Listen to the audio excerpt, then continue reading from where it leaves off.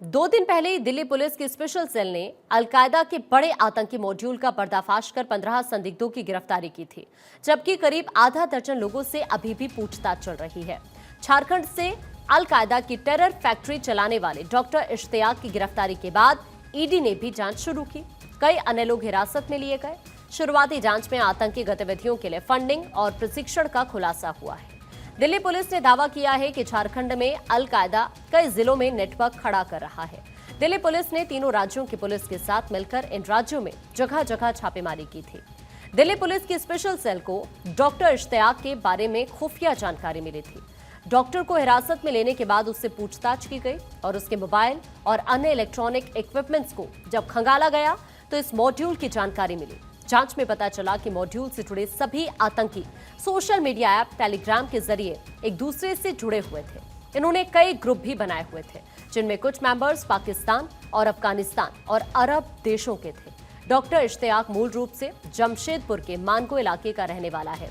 रांची स्थित रिम्स से एमबीबीएस और एमडी की डिग्री लेने के बाद वो पिछले 6 साल से यहाँ के प्रतिष्ठित मेडिका हॉस्पिटल के अलावा कुछ अन्य हॉस्पिटल्स के लिए बतौर रेडियोलॉजिस्ट काम कर रहा था। डॉक्टर इश्तियाक एक बार फिर से भारत में अलकायदा को जिंदा करना चाहता था, इसीलिए उसने झारखंड में संगठन से जुड़े कई लोगों को ट्रेनिंग के लिए राजस्थान के भिवंडी भी भेजा था।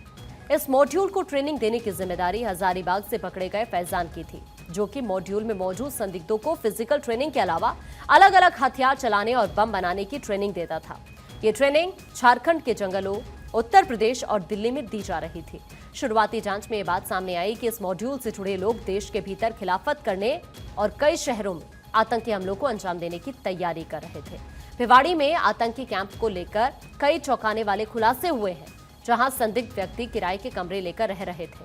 उन कमरों से पुलिस को हथियार, गोला बारूद, आतंकी विचारधाराओं की किताबें भी मिली है।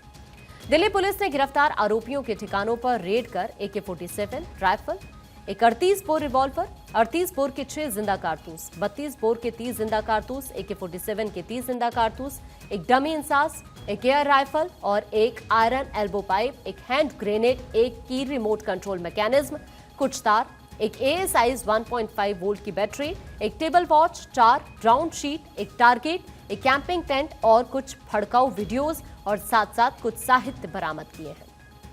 पुलिस से मिली जानकारी के मुताबिक ट्रेनिंग के लिए आतंकियों ने 2 महीने के लिए 2 कैमरे 3000 रुपए के किराए में लिए हुए थे। इस कमरे की तलाशी के दौरान पुलिस को कई आपत्तिजनक सामान भी बरामद हुए, जिन्हें देखकर पुलिस भी हैरान रह गई।